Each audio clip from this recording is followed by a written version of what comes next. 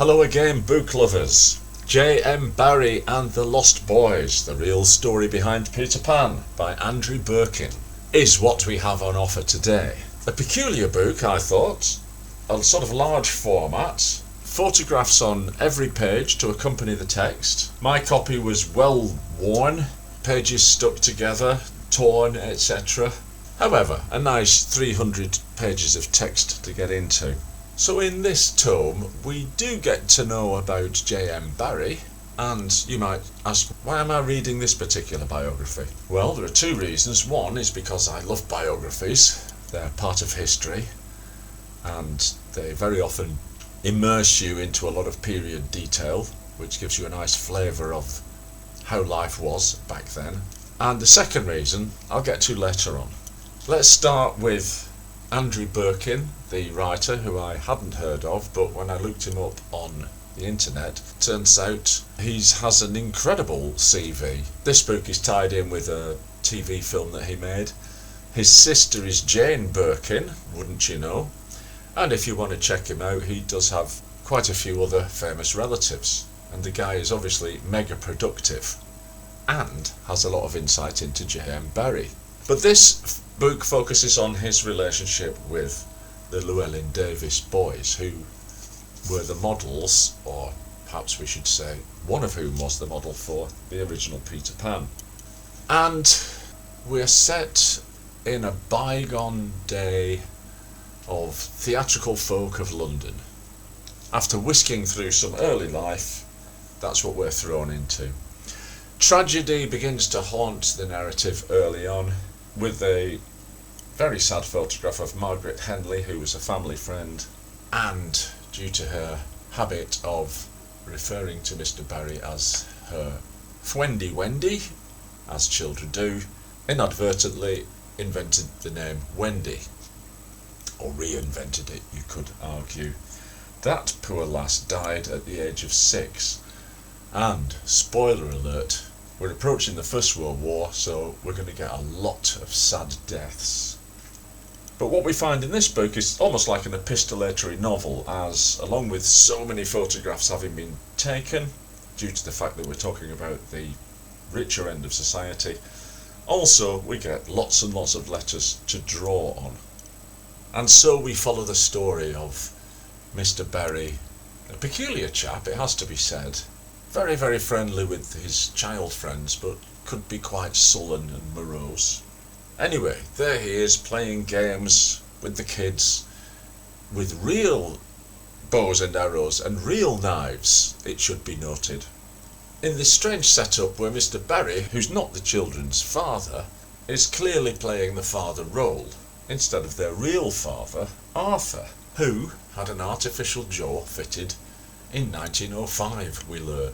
I'm always surprised to find how advanced surgery is at past times in history. Arthur, as you might expect, didn't really care much for Mr. Barrie muscling into his home life, although he did warm to him later. His tragic death unfolds before our eyes, and it really is a very, very sad affair. His wife, Sylvia, was also ill, and in a bedridden state was hooked up to what they called an electrophone, a marvellous sort of telephone system whereby she could choose to listen in to the plays that were going on at various London theatres. Again, that's the sort of luxury only aristocrats would have had, and I say that despite Barrie not being an aristocrat. However, he seemed to love the idea of aristocracy and rich people, and became massively successful on the back of Peter Pan and many other works. I was surprised to find just exactly how prolific he was and how many of his works I'd never heard of. In fact, the Admirable Crichton was the only one that rung a bell with me. So he gets to hobnob with a bit of London society, and that would include Robert Falcon Scott, the man who tragically lost his life attempting to get to the South Pole. Well, his son would later have a relationship with Mr. Barrie as well. And what we do get here is the sense of the boys growing up. Once again, we have years at the top of each page, so we can follow the timeline quite happily.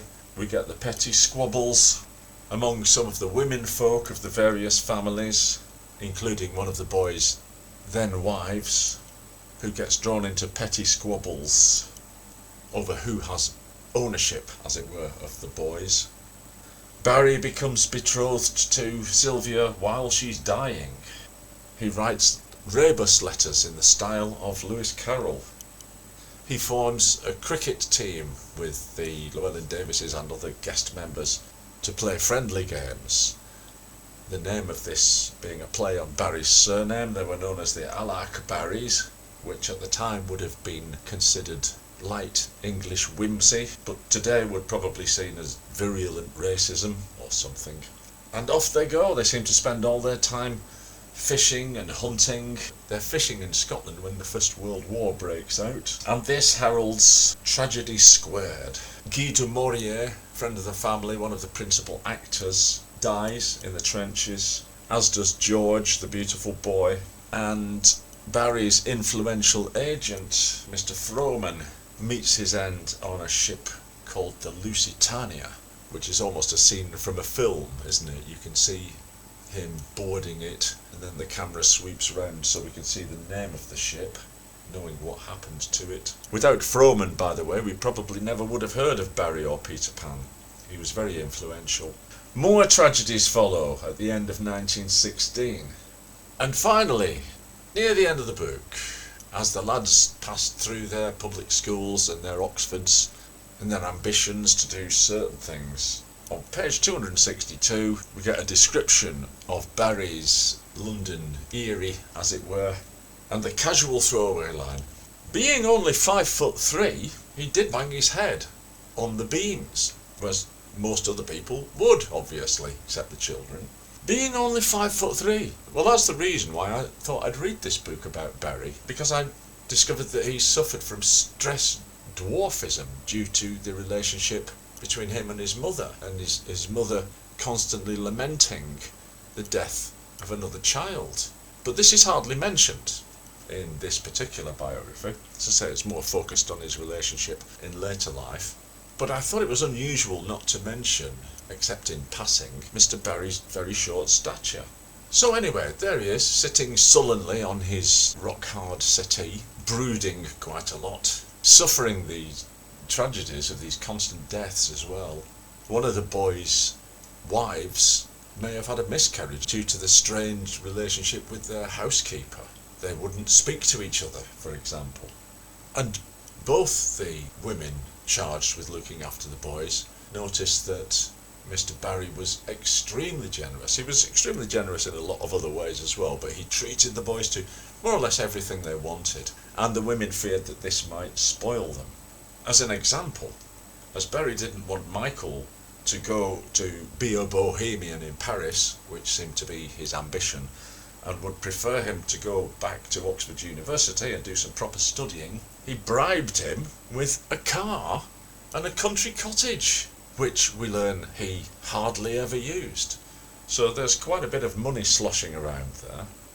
And this is, I suppose, the tale of aristocratic families getting on with life before, during and after the First World War. As Barrie gets older, he finds he can't write with his right hand, so he reverts to his natural left-handedness. He continues to scroll away, but the tragedies have taken a toll on him, and he almost fades out into a natural end. So, to sum up, not the story of Mr. Barrie, but the story of his relationship with the children and satellites in their orbit. If that's what you're after, that's what you'll get. And as I said before, it reads rather like an epistolatory novel. So to conclude, here's a snippet of one of his letters right at the end, where he describes feeling a little bit guilty about having a good time while other people are off fighting. I have a conviction that they secretly think it indecent of me to play tennis. They run about and gather the balls for me, and almost offer to hold me up when it is my turn to serve. By the way, what an extraordinarily polite game tennis is. The chief word in it seems to be sorry, and admiration of each other's play crosses the net as frequently as the ball. I fancy this is all part of the something you get at public schools and can't get anywhere else. I feel sure that when any English public schoolboy shot a Boche, he called out, "Sorry." If he was hit himself, he cried out, "Oh, well shot." As you can see, a light-hearted tone quite reminiscent of his plays, which he began by scribbling things in a notebook quite randomly, which is what I do. Anyway, there you go. Reminiscences from 100 years ago by people who left lots of photographs and letters. Quite entertaining, sadly tragic, with one final tragedy that took place in Sandford Lake near Oxford right at the end, which you can read about if you read this book.